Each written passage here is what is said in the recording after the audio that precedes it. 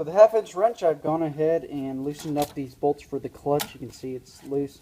There's 6 of them just around the perimeter of it. It shouldn't be in there too tight. And out, and there falls out the clutch.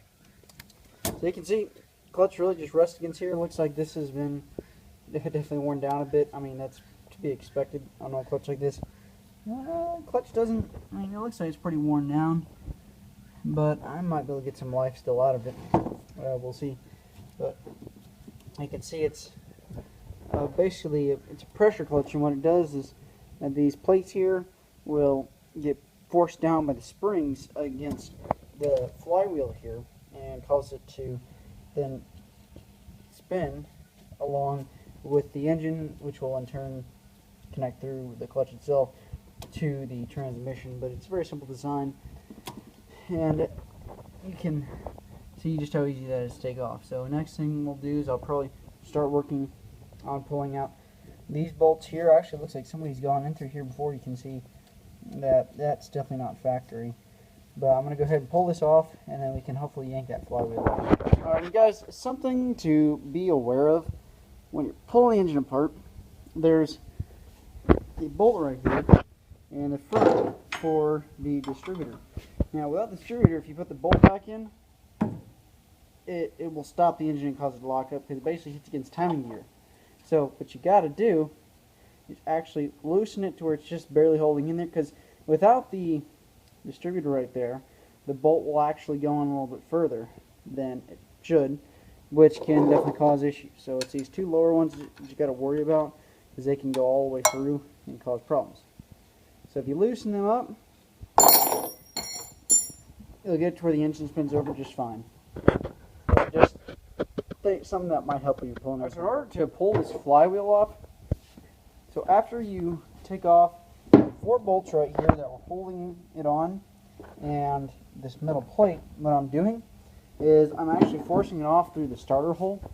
And what I'm doing is I've got an engine crank that really helps a lot, and I'm just spinning it over a little bit at a time, maybe 20 degrees, and I'm literally taking the punch, hitting it, and it drives out a little bit more, and then you rotate it, you drive it some more until finally it should come out. Alright, so I'm working on here. I'm going to pull out this here flywheel.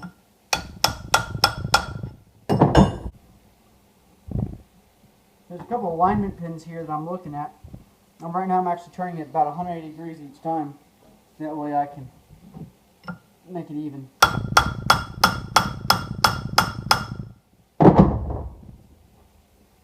So basically what I'm doing is, let me go ahead and give you guys a look so you can see.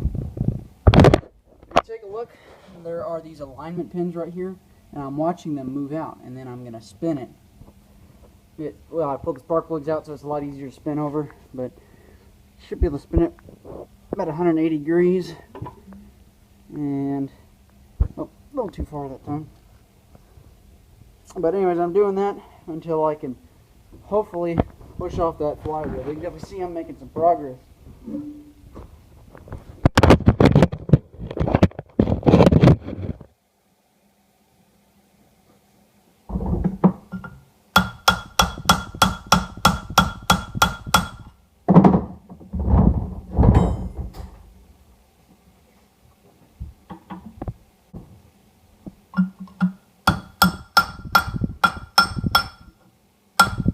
Now we get flywheel just about there. One more rotation should do it.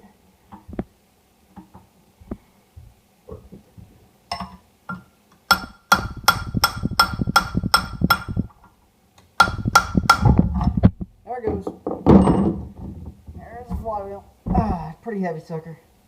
Kind of has to be. But there it is. There's the good old flywheel. Pretty. Alright.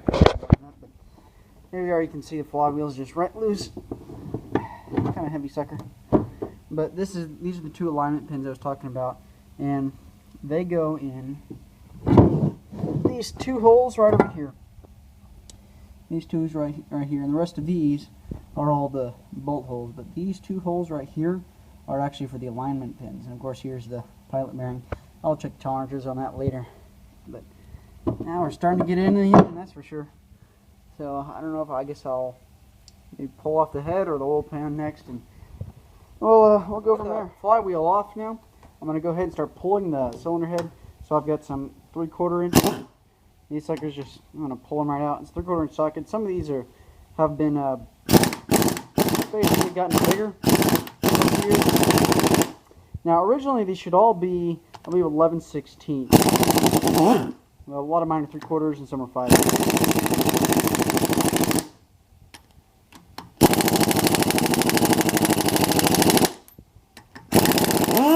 Yeah, this is why an impact wrench is really nice. So I'll go ahead and get these pulled off, and then we'll yank off the head.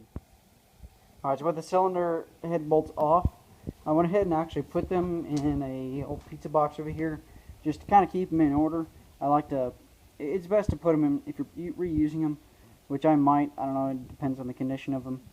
Yeah, I'll at least clean them up, so up them again, but it's good to keep them all in the same order just to make sure. So I went ahead and slapped them in the cardboard box, just poking holes in it. Now cylinder head should just come right off now. If it doesn't, you might need to use like a pry bar or something. Nothing too hard, but here's the engine. I can set the sucker off the side, but there you go.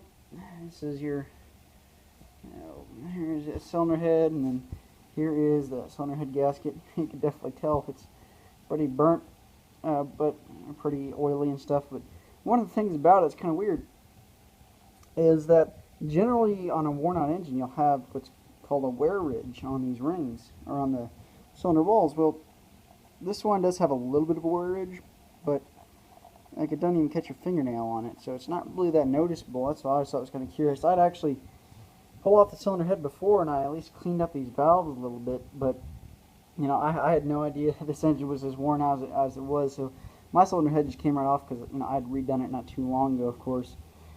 But aside from being dirty, you know, hopefully you can get the sucker cleaned up and it'll be a good looking block again.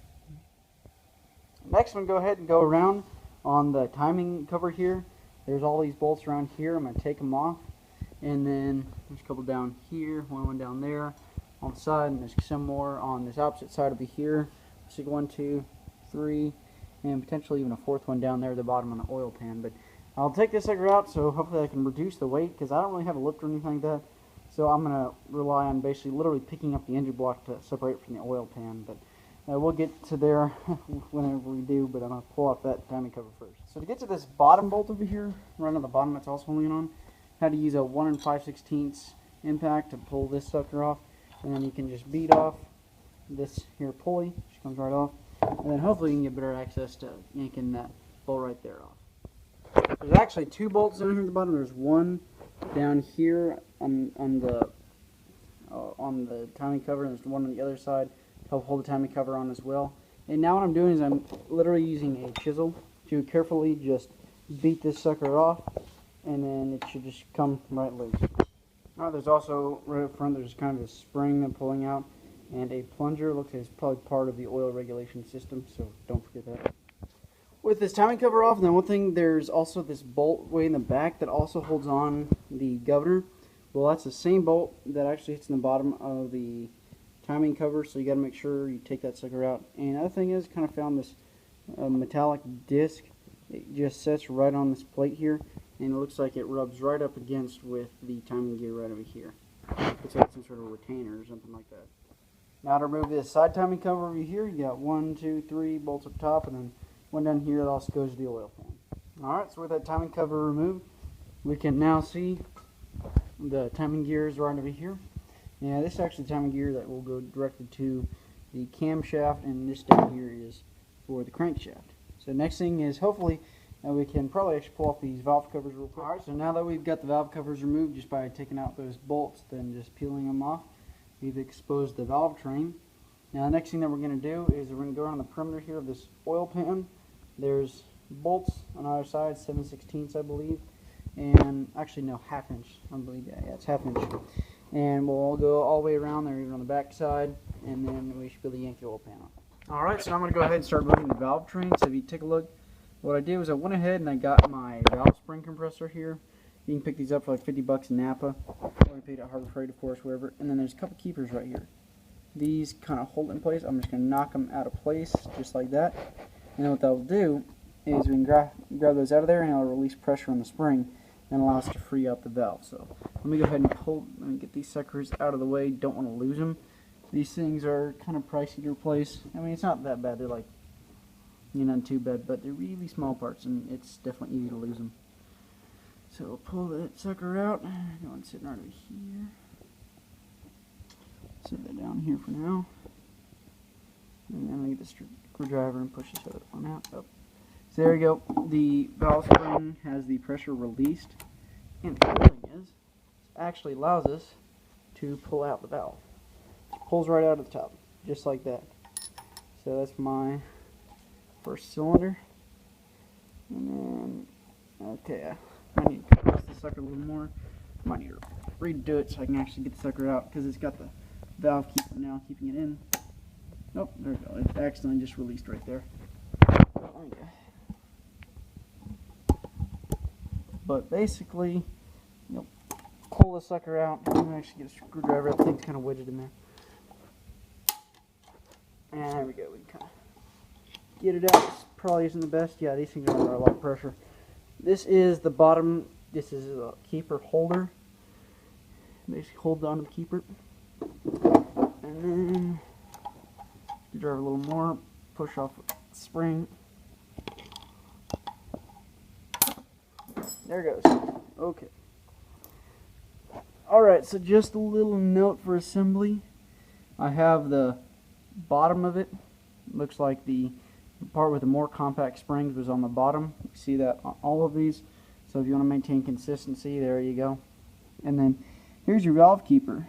And what basically happens is, let me go ahead and grab this valve for you so you can get an idea how it works.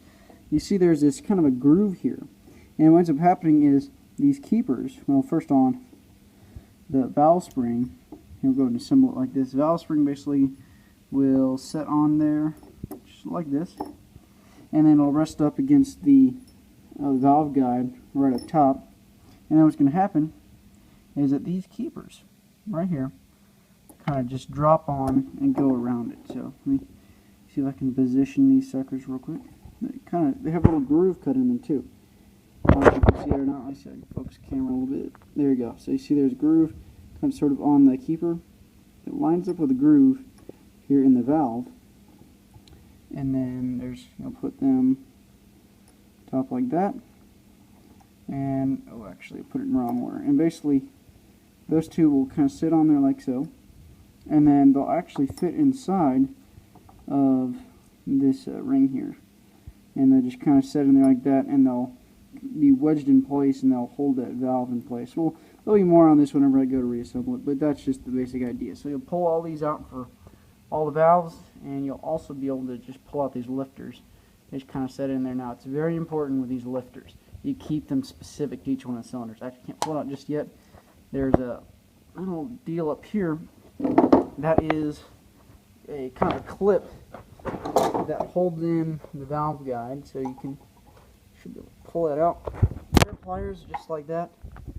Tiger pulls right out. See, it's just kind of like a little C-clip that holds it in place. And then the valve guide can actually, you can grab a punch and you can carefully punch the sucker out of there. But try not to hit the part where the valve actually goes through. If you want to save the guide, try to hit around the sides just to be safe. But you'll punch it out through the bottom, and then you should be able to get out the keeper literally, or you'll be able to lift up the lifter, and it literally just lifts right out of there. And like I said, just make sure you keep everything in order.